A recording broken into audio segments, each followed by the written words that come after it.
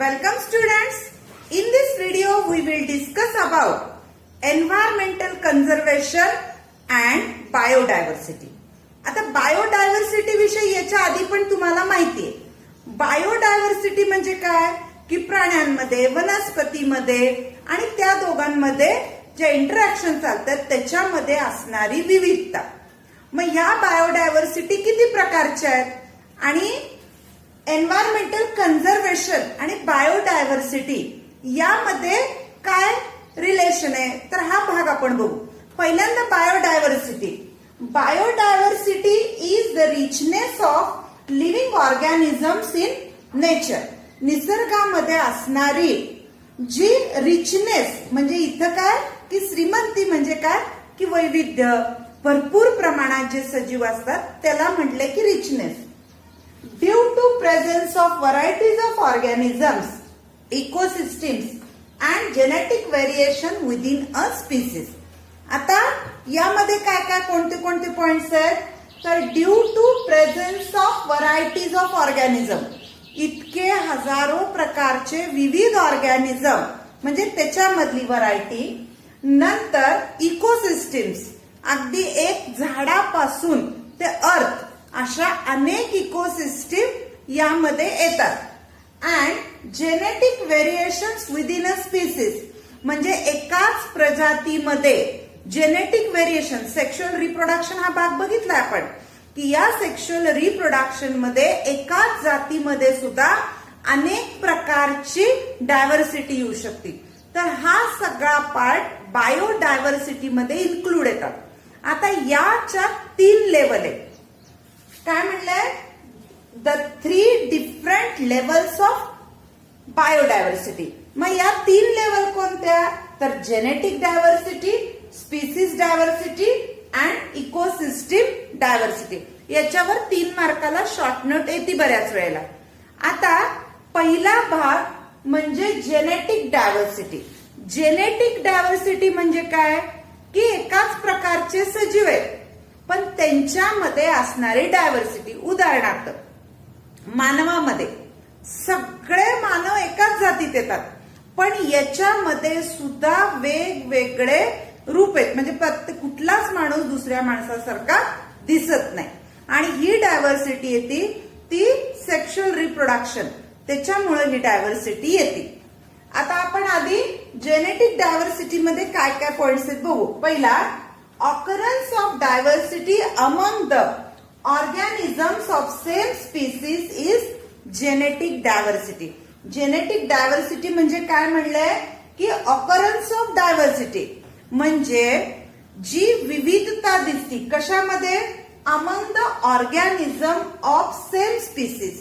एकाच प्रजातीच्या ऑर्गॅनिझम मध्ये जी विविधता दिसून येते तिला म्हटलं जातं जेनेटिक डायव्हर्सिटी.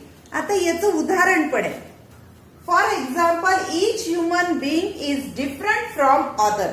प्रत्येक मानव हा दुसऱ्यापेक्षा वेगळा आहे. आणखी काय म्हणलंय possibility of wiping out the species arises if there is decrease in the diversity within the species whose members involve in sexual reproduction. म्हणजे या डायव्हर्सिटी मध्ये कमी म्हणजे ही डायव्हर्सिटी कमी कधी होऊ शकते तर ज्यावेळी सेक्शुअल रिप्रोडक्शन तयार होणारी अनुवंशिकता यामध्ये जर काही कमतरता म्हणजे यामधलं वैविध्य नष्ट झालं तर ही जी जेनेटिक डायव्हर्सिटी आहे हिचं वैविध्य नष्ट होऊ शकतं. आता दुसऱ्या प्रकारची डायव्हर्सिटी कोणती बघा, स्पीसीज डायव्हर्सिटी. स्पीसीज म्हणजे प्रजाती. आता यामध्ये कोणती विविधता आहे innumerable species of organisms occur in nature.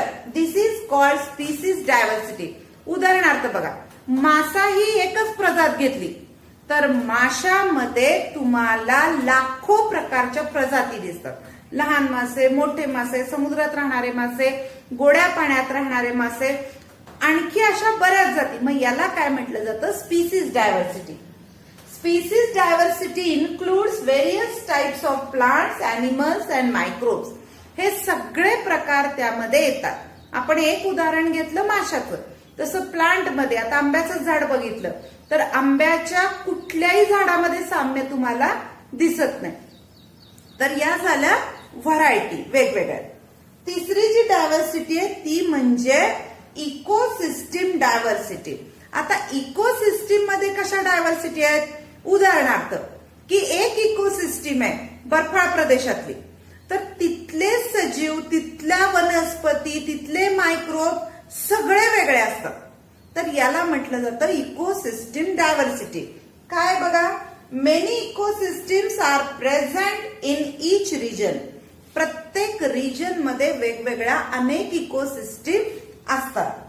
Ecosystem is form through the interaction between plants, animals and their habitat and changes in environment. आता इकोसिस्टीम कशी तयार होते असती? तर तिथं राहणारे वनस्पती, प्राणी, त्यांच्यामधलं इंटरॅक्शन या सगळ्यांनी ती इकोसिस्टीम बनत असते आणि त्यांचा अधिवास, हॅबिटेट म्हणजे अधिवास, की ज्या परिसरात ते राहतात. Each ecosystem has its own characteristics, animals, plants, microbes and abiotic factor. म्हणजे प्रत्येक ठिकाणच्या इकोसिस्टीमला काही कॅरेक्टरिस्टिक अॅनिमल्स आहेत. म्हणजे मी आता सांगितलं तसं बर्फाळ प्रदेशात आढळणाऱ्या वनस्पती तुम्हाला दलदलीच्या भागात आढळणार नाहीत. म्हणजे त्या इकोसिस्टीम मध्ये ठराविक कॅरेक्टरिस्टिकचे प्लांट्स, अॅनिमल्स हे असणार आहेत आणि दुसऱ्या प्रकारच्या इकोसिस्टीम मध्ये दुसऱ्या प्रकारचे प्राणी, वनस्पती या असणार आहेत. आता त्याच्यानंतर त्याच्या खालच्या बाजूला आपल्याला एक चौकट दिली बघा. चौकट काय दिलीये? तर या चौकटीमध्ये तुम्हाला एक ऍक्टिव्हिटी करायला सांगितले. ऍक्टिव्हिटी काय बघा बरं. या चौकटीमध्ये तुम्हाला सांगितलंय की आपली जो पॉझिटिव्ह ऍटिट्यूड आहे, तर या एन्व्हायरमेंट संबंधीचा पॉझिटिव्ह ऍटिट्यूड, त्यामुळं आपला ठराविक रोल असला पाहिजे. तर तुमचा कोणता रोल आहे? आता कोणकोणत्या महत्वाच्या यामध्ये रोल्स आहेत बघा बरं. तर प्रोटेक्टर किंवा मग मार्गदर्शक असेल किंवा त्यांचे फ्रेंड म्हणून की झाडांचा मित्र. तर तुम्ही नेमकी कोणती भूमिका बजावताय असं तुम्हाला त्या चौकटीमध्ये विचारले. यानंतर पान नंबर 43 वर एक चौकट आहे, ती आपण बघूया. पान नंबर 43 वर आपल्याला एक चौकट दिली आहे बघा. एन्व्हायरमेंटल कन्झर्वेशन विषयी ही चौकट आहे. यामध्ये माहिती कशाची दिली आहे? तर सॅक्रिड ग्रोव्ज. आता सॅक्रिड ग्रोव्ज म्हणजेच काय? The forest conserve in the name of god and considered to be sacred is called as sacred grove. म्हणजे काय की देवाच्या नावानं राखलेलं आणि पवित्र समजलेलं जंगल किंवा वन म्हणजे सॅक्रिड ग्रोव्ह. आता यामध्ये काय असतं? तर हे शासनानं सांभाळलेलं नसतं, तर समाजानं तयार केलेलं हे एक प्रकारचं अभयारण्य असतं. म्हणजे इथं देवाचा वास आहे, तर त्यामुळं लोकांकडूनच याला एक प्रकारचं संरक्षण कवच मिळत असतं. तर भारताच्या केवळ पश्चिम घाटातच नाही, तर संपूर्ण भारतामध्ये हे दाट जंगल आपल्याला त्याचे असे पुंजके आढळतात. तर तुम्हाला म्हणजे भारतामध्ये अशा जवळजवळ 13,000 पेक्षा जास्त जागा आहेत. तर तुम्हाला विचारले की महाराष्ट्रात असे कुठं आहेत जागा?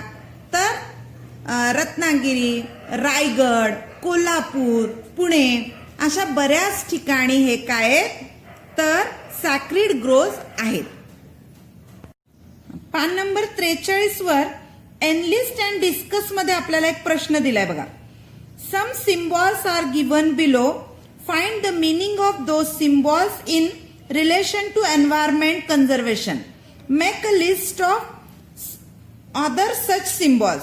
आता जर आपण गुगलवर सर्च केले की एन्व्हायरमेंटल कन्झर्वेशन सिम्बॉल म्हणून, तर आपल्याला बरेच असे सिम्बॉल मिळतात. आपल्या पुस्तकात दिलेला पहिला जो सिम्बॉल दिसतोय तर तो आहे यूज ऑफ डस्टबिन. म्हणजे आपला कचरा कुठेही फेकू नका, तर फक्त डस्टबिनचा वापर करा. दुसरा जो दिसतोय तो म्हणजे ग्रीन एनर्जी. तिसरी ग्रीन बायसिकल, याचाच अर्थ सेव्ह पेट्रोल, सेव्ह एनर्जी. आणि चौथा दिसतोय तो सेव्ह वॉटर म्हटले. आणि असं एखादा पेपर मधला वगैरे तुम्हाला तुकडा काढून stick here a symbol known to you, ही तुम्हाला ऍक्टिव्हिटी दिलेली. पान नंबर 43 वरील how can biodiversity be conserve आणि त्याच्या खालची पिवळी चौकट व्हॉलंटरी ऑर्गनायझेशन आणि इंटरनॅशनल एन्व्हायरमेंट ऑर्गनायझेशन, हा दोन्ही भाग आपल्या अभ्यासक्रमातून वगळलेला आहे. तर याचबरोबर आजचा हा व्हिडिओ संपतोय. नेक्स्ट पार्ट आपण नेक्स्ट व्हिडिओमध्ये बघूया. तोपर्यंत सर्वांना धन्यवाद.